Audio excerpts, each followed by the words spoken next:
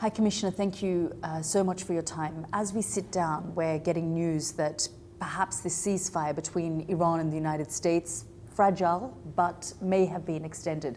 I just want to get your reaction to that. Hopefully that is so. Hopefully the situation is beyond us and we would have a peaceful situation. We need a peace settlement in this region, a peace that will not allow for the repeat of these episodes of violence every now and again. People of this region have had enough. Hopefully there will be a lasting peace and the people across the Middle East will go back to what matters most, delivering for their own people. We're sitting here in Beirut, in Lebanon at the moment. This country has been caught up in the middle of this war for the last 6 weeks, and the humanitarian crisis here is a catastrophe. Over 1 million people displaced, and we know, according to the Health Ministry, over 2,000 people killed. You've been here, you've met some of the displaced. Just give me a sense of how much of an issue this is now for the humanitarian crisis that this country is facing. This is truly a deepening humanitarian tragedy in every sense of the word. 1 million people, over 1 million people displaced as a result of this war over the last few weeks. This is 1/5 of the population of Lebanon.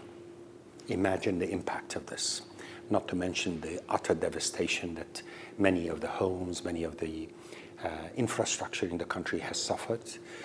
This is truly very, very difficult and beyond comprehension in so many ways. I've visited some of the sites, I've visited some of the shelters that have these displaced families in. They need support, we need to be there for them.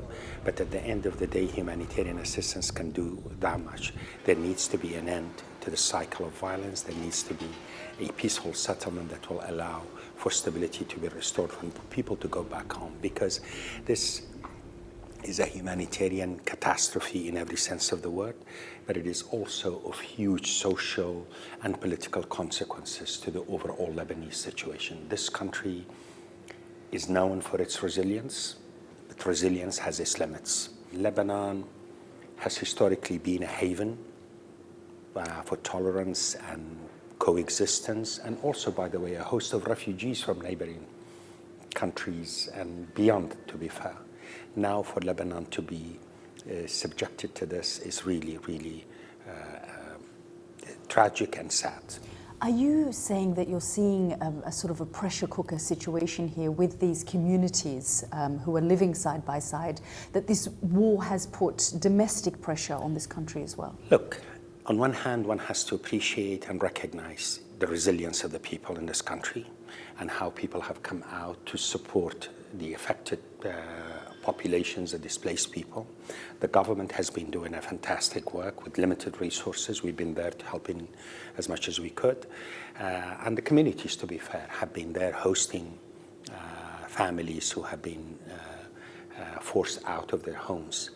But you cannot take this for granted. It is a major political and social and economic pressure on a country that is so precarious a situation as well, that needed a space of peace, that needs a space of stability so that it can recover from these dynamics of conflict that has afflicted and impacted this country forever. You went to the shelters, you spoke to those communities who have lost their homes. Certainly down south, tens of thousands of homes have been destroyed.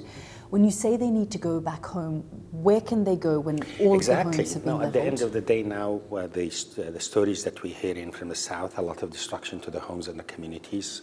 So exactly, how can we do this thing? Are we going to also engage in yet another reconstruction campaign of these communities, only to be caught back into another situation of violence months from now or a year or 2 years from now? This cannot happen. There needs to be a permanent peace. There needs to be a lasting peace. And we need to be with the Lebanese state and the Lebanese government as it tries to really manage the situation and get out of this cycle. And all actors in the region, the Israelis, the Lebanese, and others, really need to be hopefully coming to terms with this reality and end this situation. Israel says for its security, it needs to create a buffer zone where residents cannot return, because they too are saying they don't want this ongoing cycle of violence and impact that it has on their northern communities as well. So where are these people supposed to go who have lived in these communities for generations? First and foremost, the priority must be an end of this war, and hopefully to launch a dialogue, a process by which we would end up into a permanent peace where these dynamics would not happen again. And no doubt many of these people who are from these areas will need to go back to their homes, and I very much hope that this is a fundamental human right for people to go back to their territory and live there, and live in peace and security for all, and that's what is intended to. Yesterday there were these talks in Washington. This is an important development. Let's hope that this will lead to a process that will end with a lasting peace and security for all in the region. You've been meeting with Lebanese leaders, their leadership, ministers who have been discussing the humanitarian crisis with you, the political crisis in this country. What do they now need from the international community? Of course, they need support, immediate support in terms of humanitarian support to the people who desperately need it. And really, the humanitarian needs are desperate, are real. But also they need support for the government and for the Lebanese state to make sure that it can really help steer the country towards a peaceful arrangement where these attacks and these wars cannot happen again. And just finally, High Commissioner, we've seen in the last week that Lebanon was not part of any kind of ceasefire deal, despite what we heard from various leaders. If there is no peace in this country, if the ceasefire doesn't apply to Lebanon, what is your greatest concern for this country? The greatest concern is the humanitarian suffering of the people of Lebanon. And this is really a country that has suffered so much over the years. And this is an important country, a country of consequence. We cannot look the other way. And imagine if the situation continues, the impact, the implications, the consequences, not just for Lebanon, but also beyond, is going to be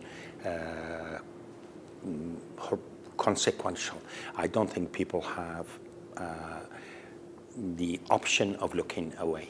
Lebanon needs support. Lebanon needs peace. We should be there to help the people of Lebanon, the government of Lebanon, to make it.